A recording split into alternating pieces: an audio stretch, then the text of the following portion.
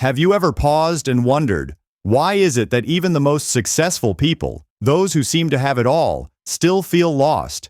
We've been taught that happiness is something we must chase, that it lives at the finish line of achievement, that if we just work harder, earn more, get more likes, more promotions, more respect, then finally we'll feel complete.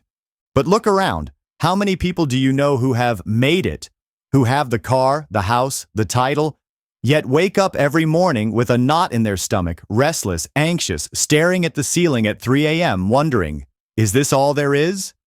The world sells us a beautiful lie, that happiness is a reward waiting for us on the other side of sacrifice, that we must first earn peace. But here's a truth that ancient philosophers understood long before our modern world complicated everything. Happiness isn't a finish line. It's not a prize for the most productive or the most adored. It's a state of mind, something built slowly, from the inside out. The Stoics, thinkers like Marcus Aurelius, Seneca, Epictetus, discovered this centuries ago. They lived in times of war, plague, betrayal, and constant uncertainty.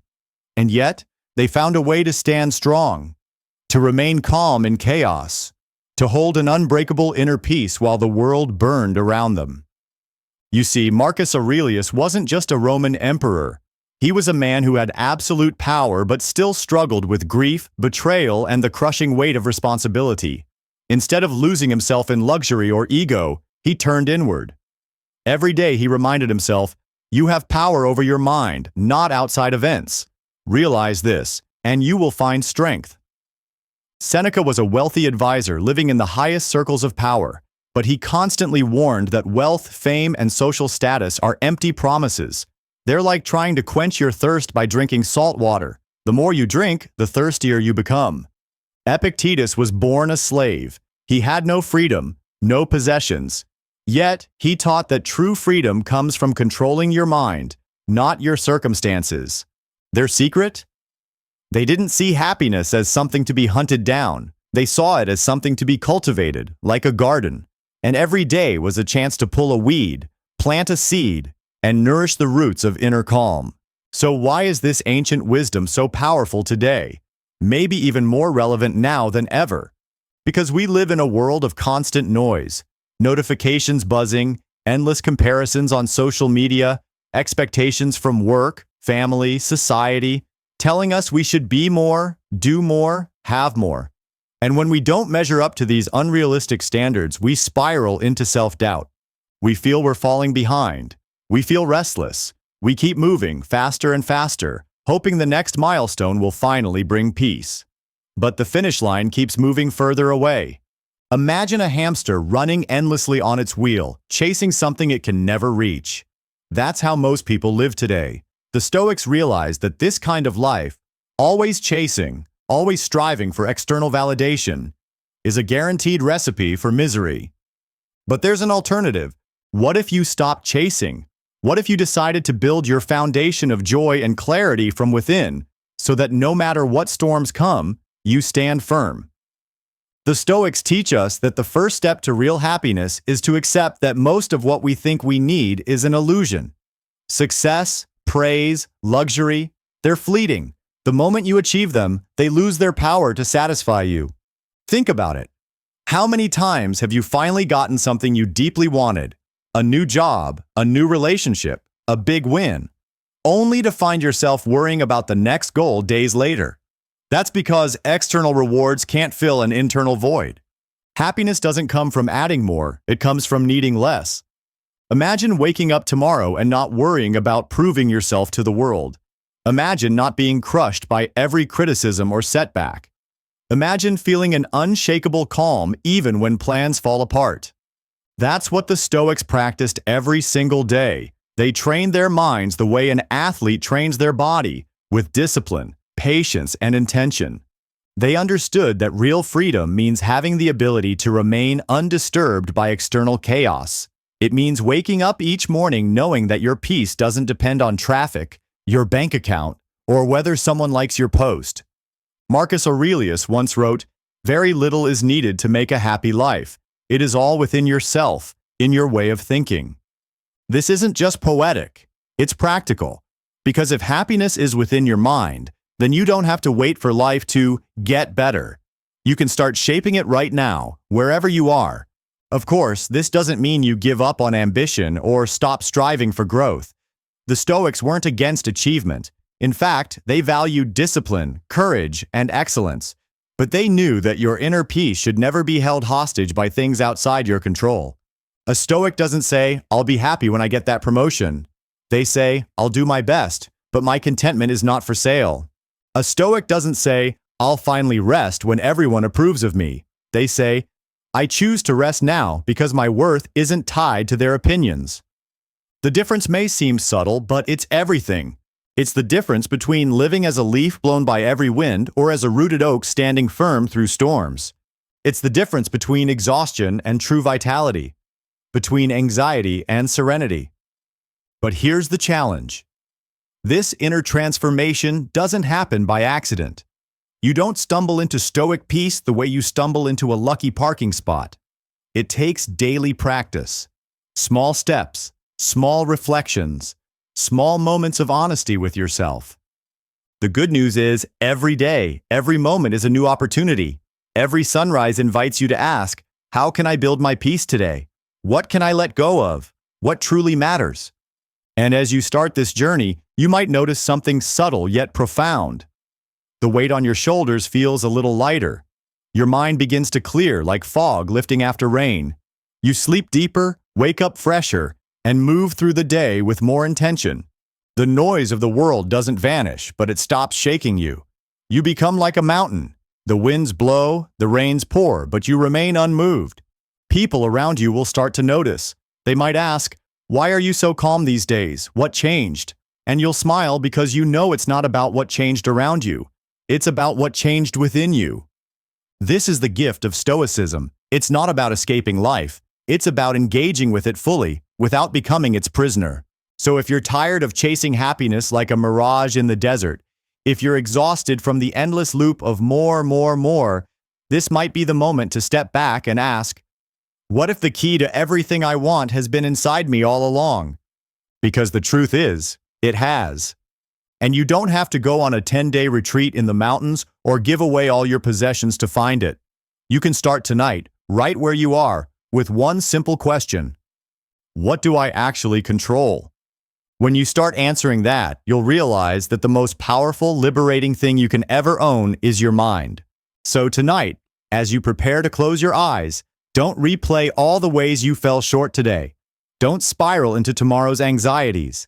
Instead, remind yourself, you are enough as you are, and your peace is waiting. Not in some distant future, but in this very moment. Tomorrow, you'll wake up stronger. Not because life will suddenly be easier, but because you will be. And that is the beginning of true, unshakable happiness. Let me ask you a simple question tonight. Why is it that so many of us struggle to sleep deeply, even when we're completely exhausted? You might think it's because of caffeine, too much screen time, or an uncomfortable bed, but the real reason runs much deeper. Our minds are like noisy rooms, filled with half-finished conversations, regrets from years ago, worries about tomorrow, and endless what-ifs. Even when the day ends, our thoughts keep running on repeat, like a radio that refuses to turn off. You close your eyes hoping for silence, but inside, there's a storm. Analyzing what you said at work, replaying an awkward moment from dinner, questioning whether you're good enough, or stressing over what the future holds. This mental clutter is why so many people wake up in the middle of the night, unable to fall back asleep. Or why we wake up in the morning feeling as if we barely rested at all, even after 7 or 8 hours in bed. We often think sleep alone will magically reset us. But sleep can't heal a mind that's still trying to solve yesterday's problems. Now imagine this. What if you could end your day in a way that actually calms your mind? What if you didn't just fall into sleep, but gently guided yourself into it? With intention, with clarity, and with peace. This is where Stoicism offers us a gift. The great Stoic philosophers, Marcus Aurelius Seneca, lived in times far more chaotic than ours, yet they slept deeply and woke up with purpose. Their secret? A nightly ritual of self-reflection. Every night before they closed their eyes, they would pause and ask themselves 3 simple but powerful questions. 1. What did I do well today? 2. What could I have done better? 3. What will I improve tomorrow? Now, notice these aren't questions meant to make you feel guilty. They aren't there to beat yourself up or to criticize yourself harshly. They are designed to help you learn, to help you gently review your day and set the stage for tomorrow. Think of it like closing a book at the end of a chapter. You don't leave the pages flapping in the wind. You close it with care, ready to start fresh the next day. When Marcus Aurelius, one of the most powerful men in history, finished his day, he didn't carry the empire's problems into his sleep. Instead, he sat quietly with his thoughts, wrote them down, examined them with honesty, and let them go. Seneca, despite being surrounded by wealth and power, made it a point to journal each night, but he didn't write about what he ate or trivial details. He wrote to examine his mind. He believed that if he could observe his thoughts objectively, without bias or harsh self-judgment, he could continuously improve. Their goal wasn't perfection, it was progress. Just a tiny step forward each day. And here's the fascinating part. Modern neuroscience has confirmed what these ancient philosophers already knew. Deliberate self-reflection actually rewires the brain. It strengthens neural pathways related to self-awareness, emotional regulation, and resilience. Think of your brain like a muscle at the gym. If you practice self-criticism and rumination, you're training it to become a master at anxiety. But if you practice reflection and gentle self-examination, you train it for clarity and peace. A mind trained in reflection doesn't wake up tangled in yesterday's mess. Instead, it wakes up light, clear, and focused. Imagine ending your day with these 3 questions. You don't need an hour. You don't need a fancy journal or special music playing in the background. Just a few minutes to sit quietly and ask yourself, what did I do well today? Maybe you listened patiently to a friend. Maybe you made someone smile. Recognize it. Feel grateful for it. What could I have done better? Maybe you snapped at your partner. Maybe you procrastinated on something important. Notice it, but don't drown in guilt. Simply observe. What will I improve tomorrow? This isn't a promise to be perfect. It's an invitation to be a little better, one small step at a time. By doing this, you give your mind a sense of closure.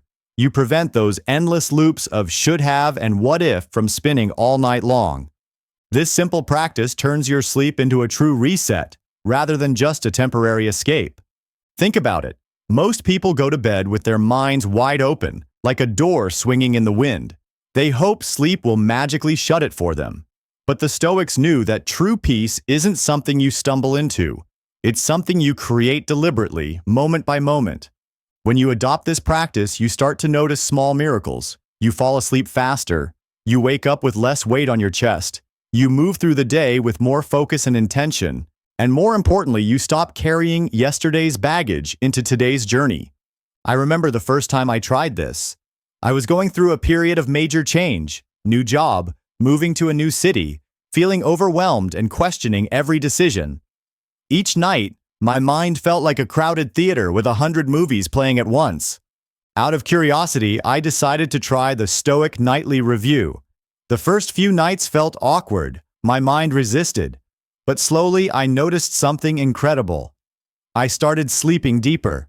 I stopped replaying conversations in my head. I woke up feeling like I actually had a fresh start, rather than dragging the past behind me. It wasn't magic, it was practice. And that's what the Stoics teach us over and over. Peace isn't an accident, it's a habit. This nightly review is like cleaning your mental desk before going to bed. If you leave papers scattered, coffee cups unwashed, and crumbs everywhere, you'll start the next day feeling chaotic. But if you tidy up, even just a little, you create space for clarity. You might be wondering, is this really necessary? Can I just relax and let sleep take care of itself? Here's the thing. Sleep can rest your body, but it can't solve your emotional and mental clutter for you. Without mental closure, your subconscious spends the night wrestling with all those open loops. And that's why so many of us wake up tired even after hours of sleep. We didn't really rest, we merely shut down. The Stoic approach flips this on its head. You end your day intentionally, closing it like you would close a good book. You say to yourself, today is complete. Tomorrow, I will begin again. What would happen if you tried this tonight? You don't have to write a novel, just 3 questions. A few honest answers. No pressure. What did I do well today? What could I have done better? What will I improve tomorrow? And then, let go. Feel the weight slide off your shoulders. Feel your breath deepen. Feel your mind soften. When you start to live this way, each day becomes a cycle of learning rather than a cycle of endless regret. Mistakes turn into lessons, not life sentences. Successes become reminders of your growth, not moments you fear you can't repeat. This practice doesn't just change how you sleep, it changes how you live. Because when you sleep deeply, you don't just heal your body, you heal your spirit. You wake up as a stronger version of yourself. Not because the world has changed, but because you have. So tonight, before you reach for your phone or drift into mindless scrolling, take a moment. Sit quietly, reflect. What did you do well? What could you have done better? What will you improve tomorrow? In that space, you will find something precious, a sense of control, of gratitude, of gentle self-awareness. And when you close your eyes afterward, it won't be an escape. It will be a conscious, peaceful transition into rest. The Stoics didn't have sleep apps, blue light glasses, or white noise machines. What they had was wisdom. The simple understanding that the mind needs closure just as much as the body needs rest. You deserve that peace. You deserve to wake up tomorrow feeling light, strong, and ready to meet the day. And it all begins with how you choose to end today. Tonight, make the choice. Begin your journey back to yourself, one reflection at a time. Tomorrow is waiting for you. Not as a burden, but as a new canvas. Good night, sleep well. And remember, you are not your worries. You are the artist of your own mind. Tonight, I want to invite you to explore a question that most of us never truly ask. What would happen if you stopped letting your emotions control your every move? Most of us grow up believing that feeling deeply is the same as living fully. We're taught that strong emotions mean we're alive, that if we don't react passionately, we're somehow cold or disconnected. But what if I told you there's another path, one where you can still feel deeply, but you're no longer a prisoner of those feelings? This is the art of emotional detachment, one of the most powerful lessons from Stoic philosophy. And no, detachment doesn't mean ignoring your emotions or becoming a robot.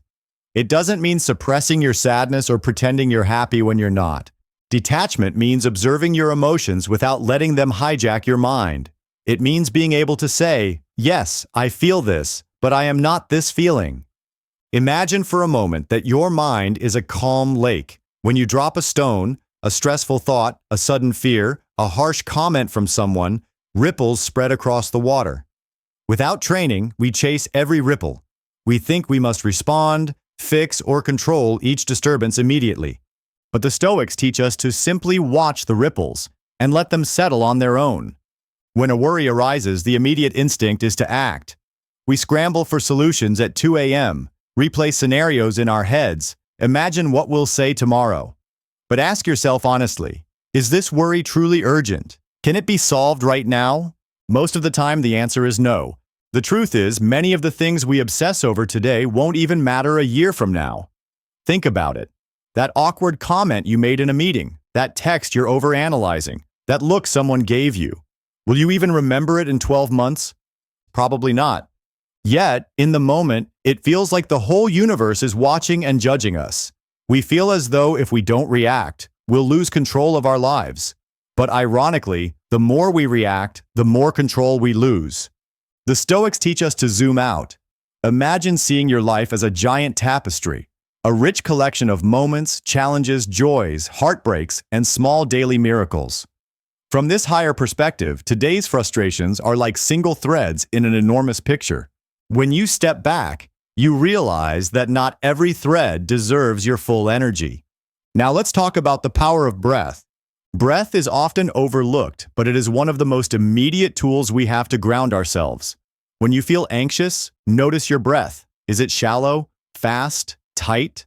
That's your body signaling panic. In those moments, try this.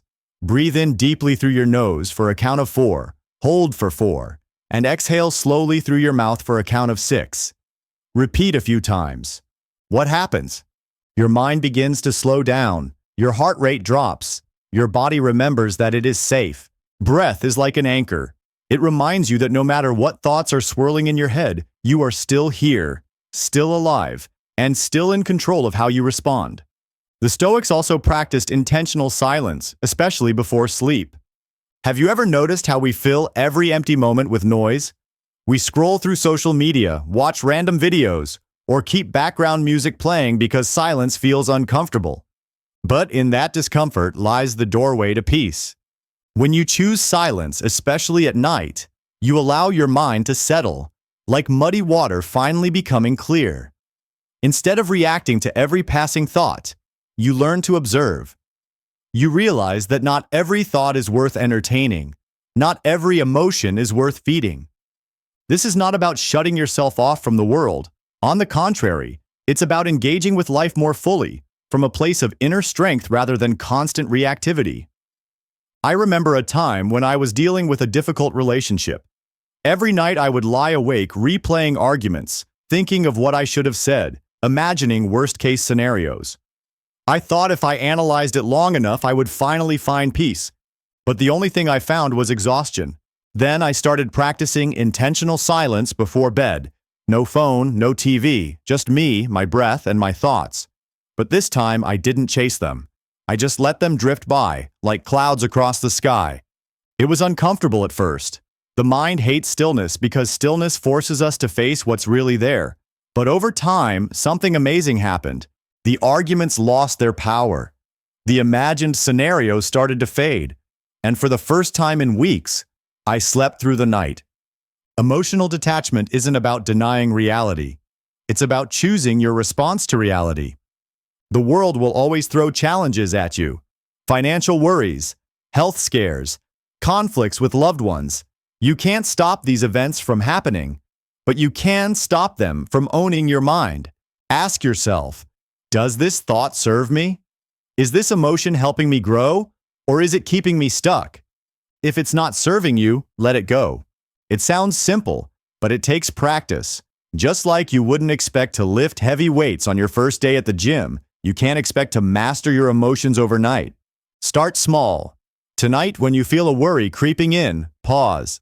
Take a deep breath. Watch the thought instead of becoming it. The next time someone's words sting, notice the reaction rising within you. Instead of firing back or shutting down, just observe. Feel the sensation in your body, maybe a tightness in your chest, a rush of heat to your face. Let it pass.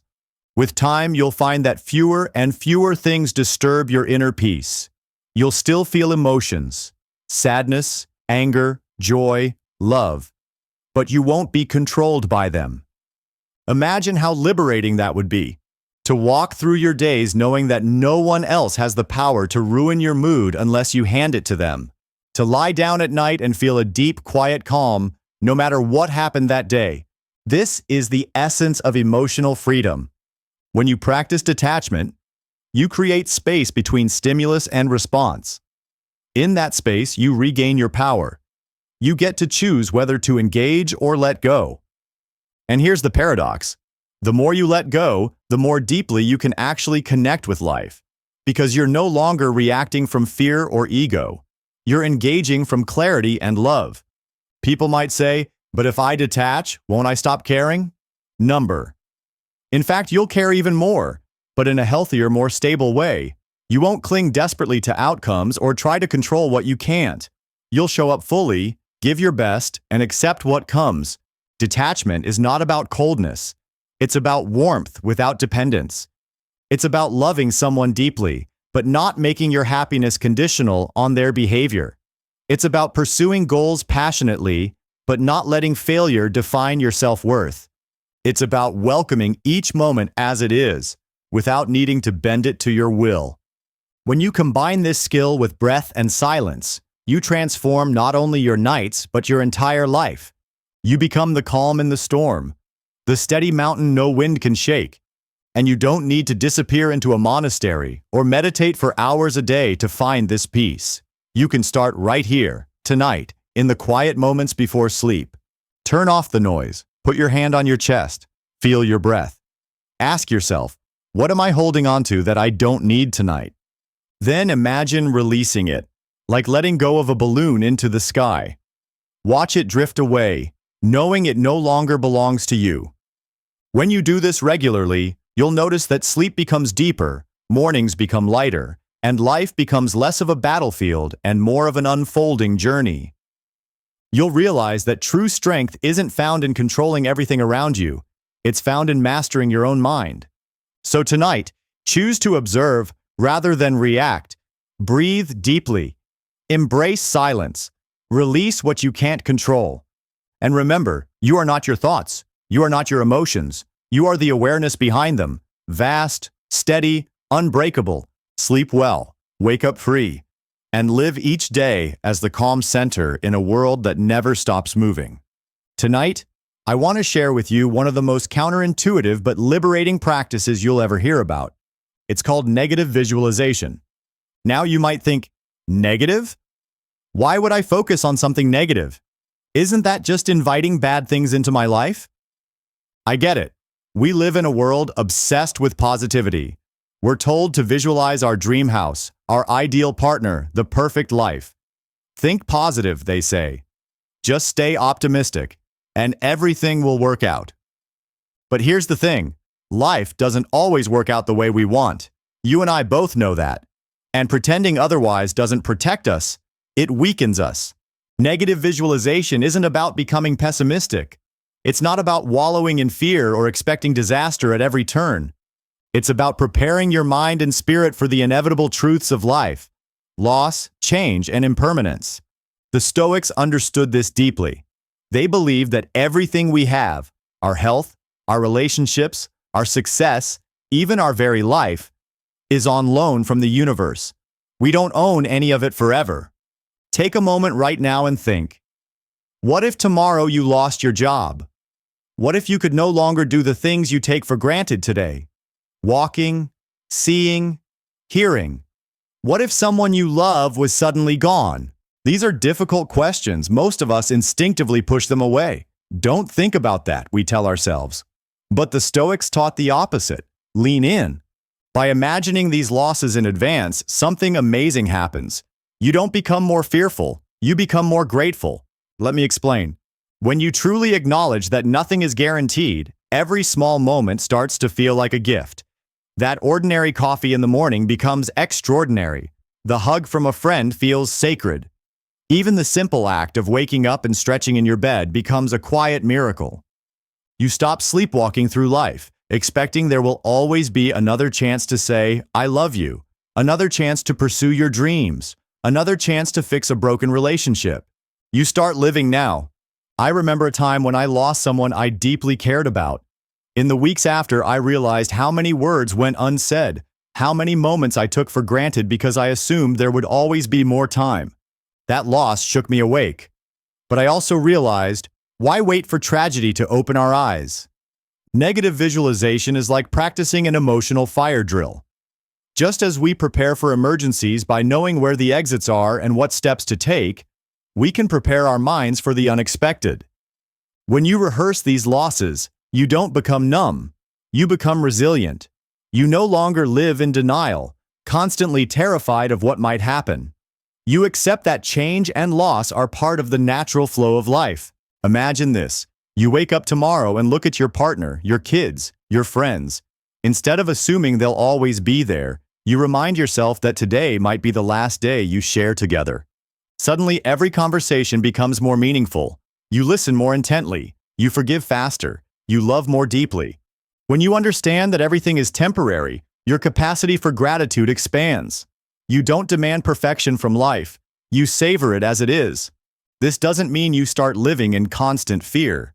On the contrary, it removes the subtle background anxiety that most of us carry every day, that desperate clinging to what we can't control. Most people spend their lives terrified of loss but completely unprepared for it. Then, when something does happen, a breakup, a layoff, a diagnosis, they crumble. The Stoic, however, has already visited this possibility in their mind. They have seen it, felt it, and accepted it as a part of life. That doesn't mean they don't feel pain, but they are not destroyed by it. You might be wondering, But won't thinking about loss all the time make me sad? The answer is no, not if you do it the Stoic way. Negative visualization isn't about dwelling or obsessing. It's about brief, intentional reflection. A few moments each day to remind yourself, nothing is promised. Marcus Aurelius used to say, "You could leave life right now." Let that determine what you do, say, and think. This practice brings you back to what truly matters. It filters out the noise, the petty arguments, the trivial complaints, the constant comparing yourself to others. They all lose their power when you realize how fragile and precious life really is. Imagine if you approached each day like it might be your last. How would you treat the people you love? Would you finally say that thing you've been holding back? Would you stop procrastinating on your dreams? When we live with this awareness, we stop sweating the small stuff. We no longer let minor inconveniences or imperfections ruin our day. You spill your coffee? That's okay. You still have a day to drink coffee at all. Traffic jam? You're alive to be stuck in it. A rude comment from someone? You're here to hear it. And you don't have to carry it with you. This mindset transforms setbacks into reminders of what we still have, rather than what we lack. Negative visualization also changes how we approach goals and success. When you know that everything is temporary, you don't tie your self-worth to your achievements. You strive for excellence, but you don't collapse when you fail. You understand that success is sweet, but it doesn't define you. Instead of being terrified of losing, you become fearless in trying. It's like playing a game you love, knowing it will end someday. You play with more joy, more freedom, more heart, because you're not obsessed with the score. You're present with the experience. Now let's be real. This practice isn't easy. Our minds naturally resist thoughts of loss. We crave security, certainty, permanence.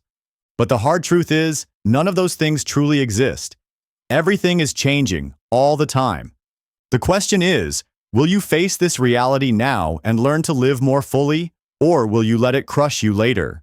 I once met an elderly woman who had outlived her husband and 2 of her children. Despite her losses, she radiated a kind of gentle warmth and quiet strength that I had never seen before. When I asked her how she kept going, she smiled and said, "I've always known that everything in this life is a gift, not a guarantee. That makes every day sweeter." That's negative visualization in action. So tonight, before you go to bed, I invite you to take a moment. Close your eyes. Visualize losing something you cherish. A person, your health, your freedom. Feel the sadness, then feel the gratitude for having it today. Open your eyes and notice how that changes your perspective. Suddenly, that hug from your partner feels warmer. That meal tastes richer. That breath feels deeper. This is the paradox of negative visualization. By contemplating loss, we deepen our love for what we have. We stop drifting through life as if it's endless. We wake up, we live. And when life eventually takes something from us, as it always will, we won't be as shaken. We'll grieve, but we won't be destroyed. We'll honor what was, accept what is, and keep moving forward. The Stoics knew that we can't control fate. We can't predict every loss or avoid every pain, but we can prepare our minds and hearts. By practicing negative visualization, we build a quiet inner fortress, one that stands strong in the storms of life. We become people who can hold joy and sorrow in the same hand, who can laugh fully, love deeply, and still be okay when things fall apart, because we know nothing lasts forever.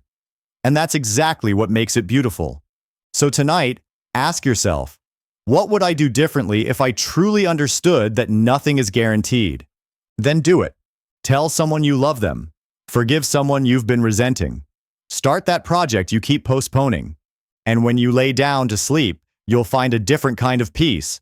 Not the fragile peace that depends on everything going your way, but the solid peace that comes from knowing you're strong enough to face anything. This is the freedom the Stoics talked about. The freedom that lives inside you, right now. It's yours if you choose it. Sleep well tonight, and tomorrow, live as if it's a gift, because it is. Have you ever found yourself lying awake at night, turning over every possible what if in your mind? What if I lose my job? What if my relationship falls apart? What if I fail at this new project? We often think that by worrying enough, we'll somehow prepare ourselves. But most of the time, all we're doing is exhausting our minds and hearts, leaving us even more vulnerable when challenges finally arrive. Tonight, I want to introduce you to a practice that might sound strange at first, but it's one of the most powerful tools you can use to strengthen your mind. It's called pre-mortem. Unlike a post-mortem, which is an analysis we do after something has already failed, a pre-mortem is done before, while there's still time to change the outcome. Imagine this. You're about to start a new business. Instead of only visualizing your success and celebrating the potential rewards, you pause and ask, what if this completely fails? What could go wrong? Then, you list every possible obstacle, every weakness, every unforeseen challenge. But here's the key. You don't do this to frighten yourself or to give up.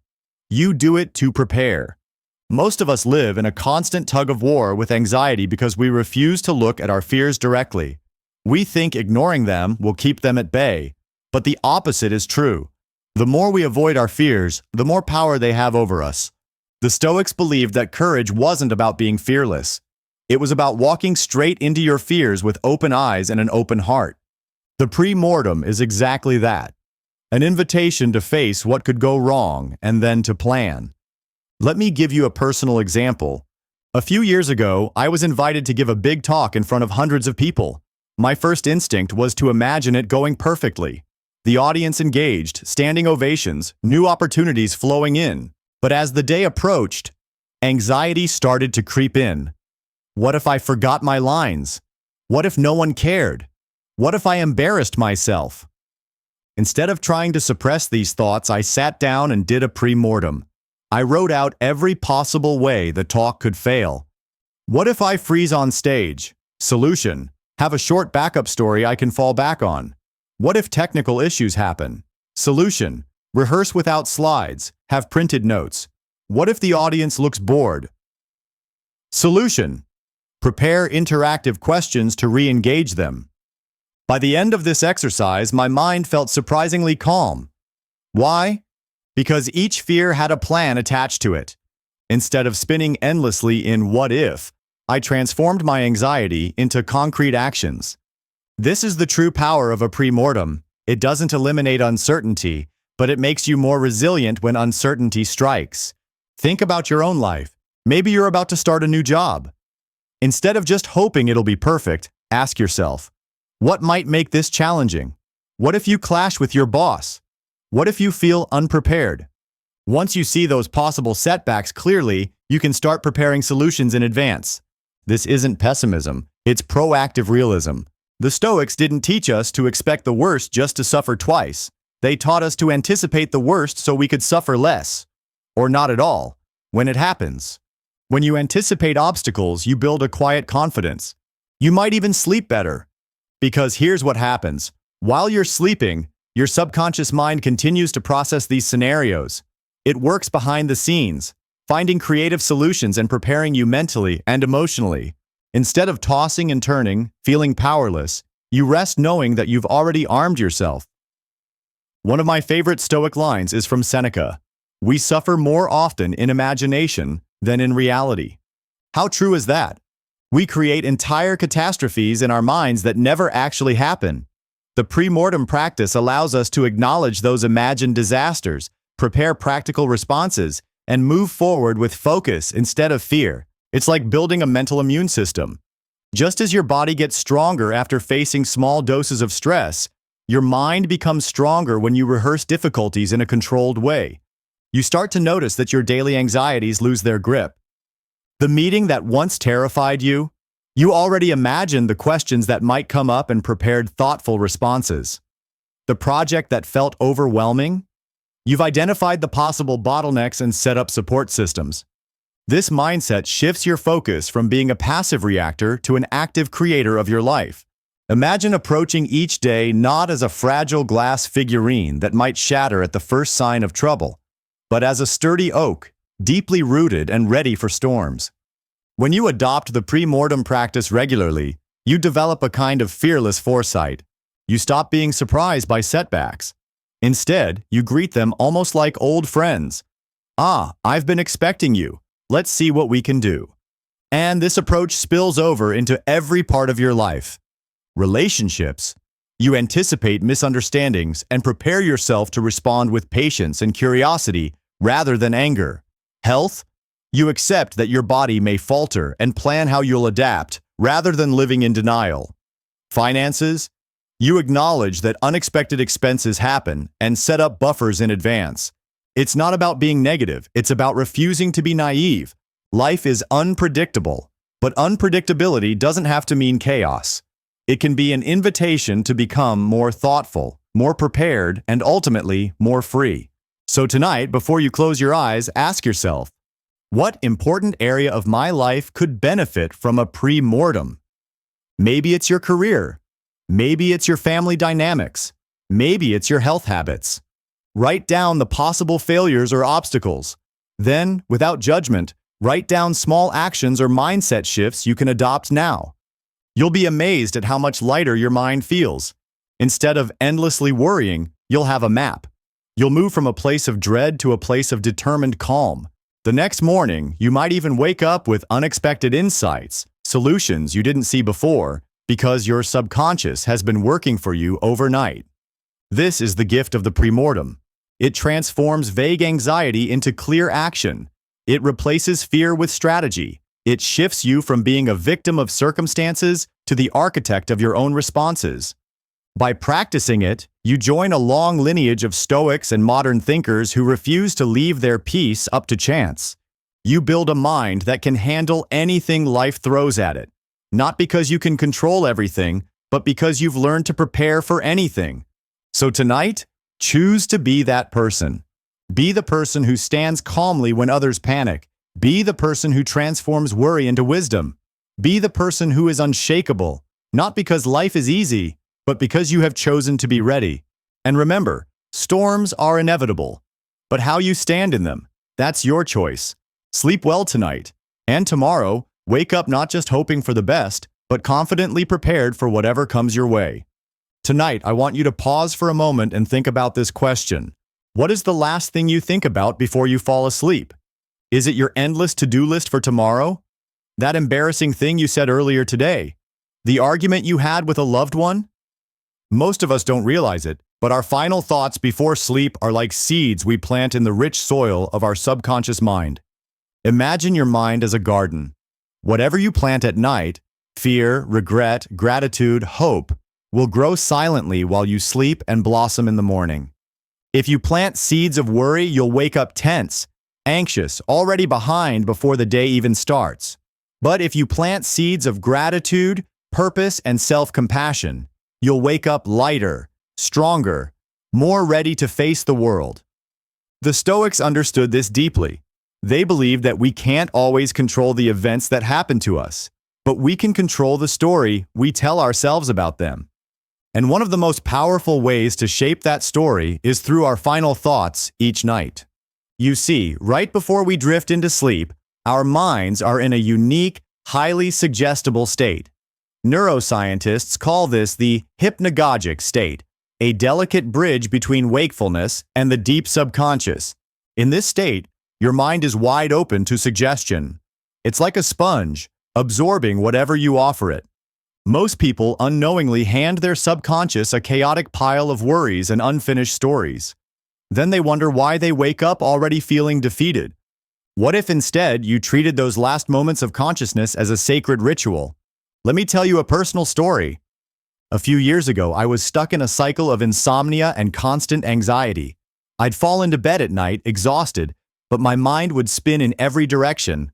I'd replay mistakes, imagine worst-case scenarios, and mentally rehearse future conversations. When I finally fell asleep, it felt like I was just crashing into darkness, not truly resting. In the morning, I'd wake up groggy, heavy, as if I hadn't slept at all. Then I discovered a simple yet life-changing practice, choosing my final thought intentionally. Each night I started asking myself, what do I want my mind to work on while I sleep? At first it felt forced, but slowly it became a ritual. I began to choose thoughts of gratitude, simple things like, I'm thankful for my friend's laugh today, or I'm grateful for the quiet moment I had with my morning coffee. Sometimes I'd focus on a lesson learned. Today taught me patience. Other nights I'd hold a vision of my best self, calm, strong, kind, and simply breathe with that image. What happened next surprised me. I began to sleep more deeply.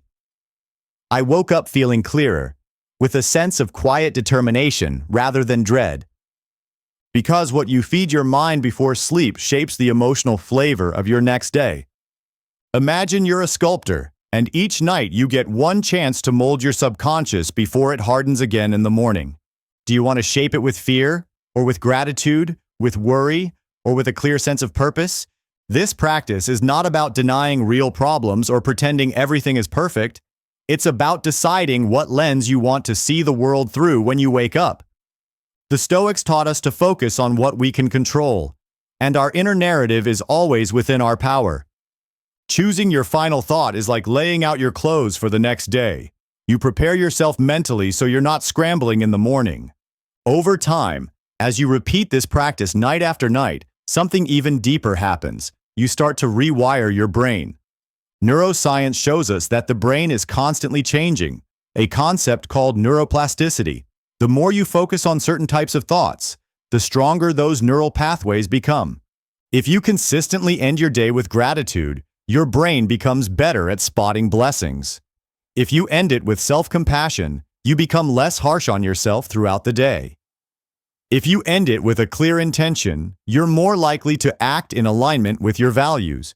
It's like training a muscle. At first, it feels awkward and weak, but with repetition, it grows stronger and more natural. So, how can you start this practice tonight? Here's a simple 3-step ritual you can try. 1. Reflect on your day with kindness. Ask yourself, what am I thankful for today? Even on your worst days, there is always something. A small act of kindness, a warm meal, a moment of laughter. 2. Set a gentle intention for tomorrow. What energy do you want to bring into the new day? Maybe it's patience, courage, joy, focus. Whisper it to yourself like a soft promise. 3. Breathe and visualize. As you close your eyes, take a few deep, slow breaths. Imagine that intention settling into your body, flowing through every cell. Feel your mind and body soften into that state. This isn't about perfection. You'll still have nights when worries try to barge in, but the key is to keep choosing, over and over, to come back to your chosen thought. Over time, this practice becomes a habit as natural as brushing your teeth. And here's something beautiful. Your subconscious mind never stops working. Even while you sleep, it continues weaving connections, finding solutions, strengthening your inner resilience. Why not give it the best possible raw material to work with? Think of this final thought as your personal nighttime seed. With the right care, it grows into a strong, vibrant tree that offers you shelter in the storms of life. Tomorrow morning, when you wake up, you might find that the world looks a little kinder. Your burdens feel a little lighter, and your path forward feels a little clearer. And that's not magic, it's the power of intention. The Stoics knew that life is unpredictable and often harsh, but they also knew that we don't have to be victims of our thoughts. We can shape them, direct them, and ultimately, rise above them. So tonight, before you drift off, ask yourself, what is the one thought I want to carry into my dreams? Is it gratitude for this moment? Is it forgiveness you've been resisting? Is it excitement for something you're building? Choose wisely. Plant that seed, because tomorrow you'll harvest whatever you plant tonight. Sleep deeply, my friend, and wake up ready to live your life, not just survive it. Let me ask you something that might sound simple, but it can change everything. How do you wake up each morning? Do you wake up excited, with a sense of purpose? Or do you reach for your phone first thing, scroll mindlessly, and already feel behind before your feet even touch the floor? Most of us don't realize it, but the way we start our morning sets the emotional and mental tone for the entire day. It's like tuning an instrument. If you start out of tune, everything that follows feels off. A lot of us wake up in what I call reactive mode. We feel groggy, annoyed by the alarm, already thinking about the stress waiting for us. We snooze, we dread, we procrastinate. We let the day happen to us instead of stepping into it with intention. Imagine waking up and the first words in your mind are, ugh, not again. How do you think your day will unfold from there? Marcus Aurelius, one of the greatest Stoic philosophers and a Roman emperor who carried the weight of an entire empire, wrote to himself each morning to remind himself why he was getting out of bed. He didn't see the morning as a burden, but as an opportunity to serve, to grow, to live according to his values. He wrote, "At dawn, when you have trouble getting out of bed, tell yourself, I have to go to work as a human being. What do I have to complain of if I'm going to do what I was born for?" When you wake up, you have a choice. Slip into unconscious autopilot or step into the day as a conscious creator. What if, instead of waking up and immediately checking emails or worrying about your to-do list, you took a few minutes to ground yourself in your purpose? Ask yourself, what is my main intention today? Who do I want to be no matter what challenges come? How can I show up fully in each moment? This isn't about having a rigid checklist or becoming some ultra-productive machine. It's about shifting from a life of reaction to a life of intention. When you wake up with intention, even the small things feel different. That morning cup of coffee becomes a mindful ritual instead of a desperate caffeine fix. Your commute transforms from an annoying obligation into a quiet moment to center your mind. Conversations with colleagues become opportunities to connect rather than obstacles to endure. Starting your day with purpose doesn't mean your problems disappear. It means you stop letting them dictate your mindset before you even get started. I remember a period in my life when I would wake up dreading the day ahead. My mind was filled with deadlines, conflicts, and all the ways I felt like I was falling behind. One morning, I decided to try something new. Before I even got out of bed, I took a few deep breaths. I asked myself, what do I want this day to be about? Not what I had to do, but how I wanted to be. I chose one word, presence. That day, every time I felt myself spiraling into stress or overwhelm, I whispered to myself, presence. It didn't erase the tasks or challenges, but it changed how I moved through them. I wasn't just surviving the day, I was living it. Over time, I added other morning reminders, gratitude, reminding myself of something I was thankful for before I even got up, values, reconnecting to what truly mattered to me beyond the noise of daily life, service, asking how I could contribute to someone else's day, even in a small way. Marcus Aurelius didn't wait for his mornings to feel easy or for the world to be perfect. He chose to start each day with clarity and responsibility, regardless of external circumstances. When you shift your perspective from I have to I get to, your entire emotional state changes. Instead of I have to go to work, think I get to contribute today. Instead of I have to handle this problem, think I get to grow and learn through this. Instead of I have to get through another day, think I get another day, another chance to be alive. The truth is, most of us are waiting. We're waiting for the perfect morning when we magically feel energized. We're waiting for the perfect job, the perfect partner, the perfect timing before we start showing up fully.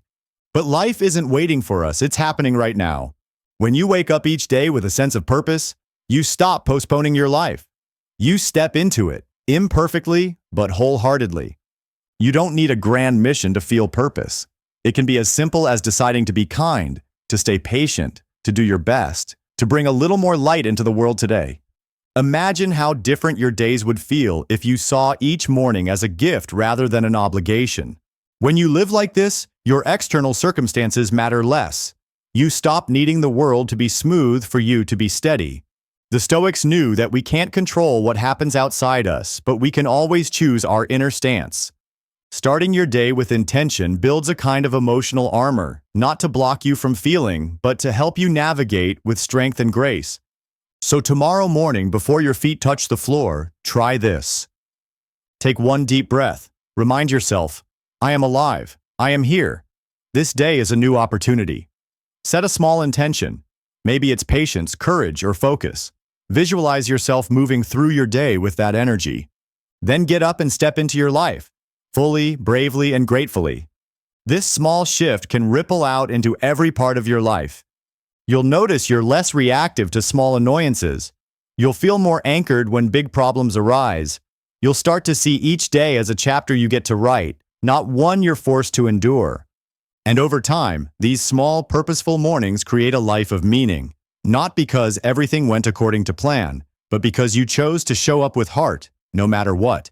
So tomorrow, when your alarm goes off, remember, you don't have to wait for the perfect day. You don't have to wait for all your problems to be solved. You can choose to wake up with purpose right now. Life is short, and mornings are precious. Make them count. Tonight, I want to invite you into a space that many of us have forgotten. A space that is simple, quiet, and deeply powerful. The art of stillness. When was the last time you truly allowed yourself to be still? Not scrolling on your phone, not half watching a show in the background, not distracting yourself with chores or noise, but simply sitting, breathing, being. In our modern world, stillness has become almost taboo. We live in a culture that glorifies hustle, busyness, and constant movement. We measure our worth by how many things we can juggle, how full our calendars look, how quickly we can reply to messages. Somehow, we've started to believe that stillness is laziness, that taking time to pause is wasted time. But what if stillness isn't about stopping life, but about returning to it? The Stoics understood that stillness is not about avoidance. It's not about hiding from challenges or responsibilities. It's about creating a sacred pause to restore our strength, sharpen our clarity, and return to the world with renewed energy. Imagine your mind like a snow globe. When you shake it, which is most of our daily lives, the flakes swirl chaotically and you can't see clearly. But when you set it down and let it be still, everything settles. Suddenly, the scene inside becomes clear. Stillness is that settling. I remember a period in my life when I felt like I was constantly on edge. My days were a blur of meetings, deadlines, and notifications. Even when I was supposed to be resting, my mind was racing, planning, worrying. I started to feel disconnected from myself, like I was just a machine going through motions. Then, almost by accident, I started practicing short moments of intentional stillness. Just 5 minutes of sitting quietly with no agenda, no goals, no distractions. At first it was uncomfortable. I felt restless, guilty even, like I should be doing something. But slowly, I began to notice something extraordinary. In those quiet moments, my thoughts began to untangle. My emotions softened. My body started to relax in a way that sleep alone couldn't provide. I realized that stillness isn't about doing nothing. It's about creating space to come home to yourself. It's a chance to listen, not to the endless noise of the outside world, but to your own heart. And here's the truth. If you don't make time to check in with yourself, the world will gladly decide your priorities for you. You'll find yourself pulled in 1,000 directions, reacting instead of living, until one day you wake up wondering where your life actually went. The Stoics practiced stillness not as an escape, but as a vital strategy. Marcus Aurelius would retreat into his private reflections, even as an emperor with unending demands on his time. He knew that in order to face the world's storms, he had to anchor himself in moments of quiet. Seneca wrote about taking time to retreat into oneself as an act of wisdom, not weakness. Stillness allows us to clear the noise, see what truly matters, and realign our actions with our values. Without stillness, even the most successful life can feel empty and chaotic. But don't mistake stillness for quitting or giving up. This is not about abandoning your goals or responsibilities. Stillness is active. It's a conscious choice to pause and recharge, so you can keep showing up with strength and integrity. Think of a professional athlete. Rest days are not a sign of weakness. They're part of the training plan. Without them, even the strongest athlete would break down. The same is true for our minds and spirits. We need pauses to process, to heal, to breathe. Yet so many of us push ourselves relentlessly, convinced that resting means falling behind. But what if the opposite is true? What if the person who pauses, who steps back to reflect and reconnect, is actually the one moving forward most powerfully? In those moments of stillness, you rediscover what you truly want, what you truly love, and what you are truly capable of. Here's a simple way to start. Take just 5 minutes today to sit in stillness. No phone, no music, just you and your breath. Notice what comes up. At first, it might be discomfort. You might hear the echo of all the worries you've been avoiding. Let them come, let them pass, like clouds across the sky. Underneath that noise, there is a deeper voice, your inner wisdom. It's been waiting for you, quietly, patiently. As you build this practice, you'll find that stillness becomes your sanctuary, a place you can return to anytime, anywhere, no matter how chaotic life gets. In stillness, you find strength that no external achievement can give you. In stillness, you find clarity that no amount of busyness can offer. In stillness, you find yourself. So tonight or tomorrow morning or even right now, I invite you to choose stillness. It might feel small, it might feel strange, but it might just be the most powerful thing you do today. Remember, you are not here to simply react to life. You are here to live it fully, to shape it, to savor it. And that begins by making space to listen. Don't wait until you're burnt out to learn the art of stillness.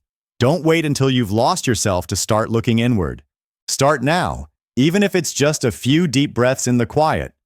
Over time, these small moments become the foundation of an unshakable, resilient life. You'll start to move through the world not as a leaf blown in the wind, but as a rooted tree. Strong, steady, and deeply connected.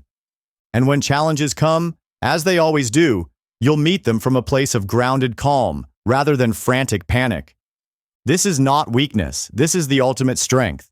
So, as you go to sleep tonight or wake up tomorrow to a new day, ask yourself, where can I invite more stillness into my life?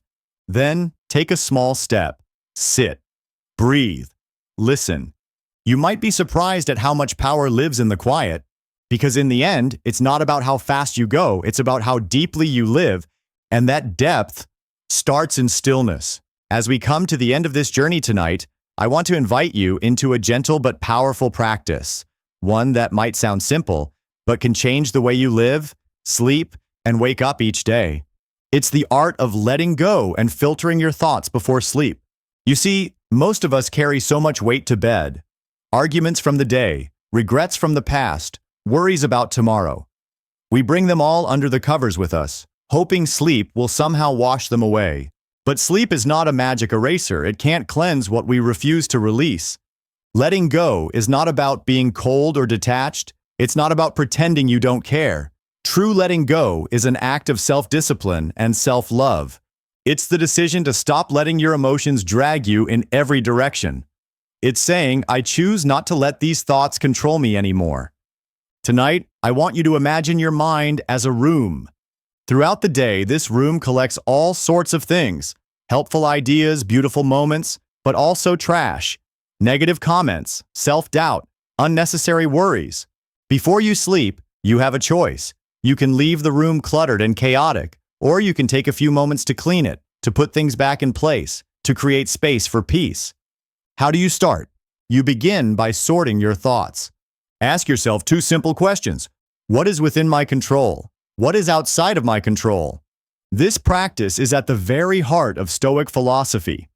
Marcus Aurelius reminded himself daily that we only have power over our own actions, thoughts, and responses, not over outcomes, not over other people, not over fate. When you realize this, a massive weight lifts off your shoulders. You can't control whether your colleague understands you tomorrow. You can't control the weather, the traffic, or what someone thinks about you. But you can control your intention, your effort, your kindness, your integrity. When you start to see this division clearly, you begin to release the thoughts that were never yours to carry in the first place. Then comes the next step, choosing what to keep and what to let go. As you lie in bed, scan through your day. Notice which thoughts lift you up, inspire you, help you grow, and which ones drain you, hold you back, or keep you stuck in old patterns. Keep what helps you become a better, wiser, kinder person. Let go of the rest. This mental cleansing is like taking a shower for your soul before sleep. It's a quiet, private ritual that prepares you not just for deeper rest, but for a lighter, freer tomorrow. Imagine waking up without carrying yesterday's arguments, without replaying that embarrassing moment over and over, without dragging around a suitcase of what-ifs and should-haves. Instead, you wake up with space, with gratitude, with a sense of readiness to meet a new day, unburdened. And here's the beautiful part. The more you practice this nightly letting go, the stronger your mind becomes at filtering automatically. Over time, you'll notice that your mind doesn't hold on to every little irritation as tightly. You become more resilient, more centered, more free. I remember a time when I struggled to let go. My mind clung to every mistake, every criticism, replaying them like a broken record. I felt heavy, tired, and disconnected. Then I started asking myself each night, what am I still holding that I don't need anymore? At first, it was small, letting go of a snarky comment from a stranger. Then it grew into releasing old resentments, deep fears, and self-judgments that no longer served me. Slowly, I discovered a new kind of freedom. Not the freedom that comes from escaping life, but the freedom that comes from meeting life without carrying unnecessary baggage. Each morning started to feel like a new chapter, rather than a continuation of an endless loop. This is the gift you give yourself when you choose to filter your thoughts before sleep. It's a radical act of self-respect. It's saying to yourself, I deserve peace. I deserve rest. I deserve to begin again tomorrow with a clear mind and an open heart. So tonight, before you close your eyes, take a moment to ask, what do I need to let go of? What can I thank myself for today? What do I want to bring with me into tomorrow? Breathe deeply. Imagine each exhale carrying away the thoughts and emotions you no longer wish to hold.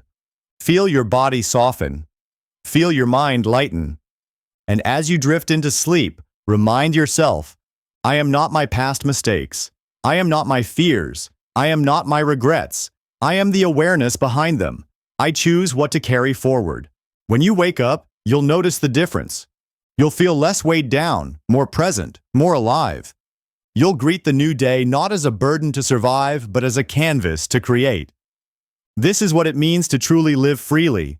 It doesn't mean a life without problems. It means a life where problems don't define you, where every morning is a chance to start again, where you move through your days with a heart full of gratitude and a mind free from unnecessary noise. This is the art of letting go. And you don't need a special retreat or a life-changing event to start. You can begin tonight, right here, right now. So as you prepare for sleep, make a promise to yourself. I will not take yesterday's baggage into tomorrow's sunrise, because tomorrow is a gift, a blank page, and you deserve to meet it lightly, joyfully, and completely alive. Sleep well, let go, and wake up ready to live.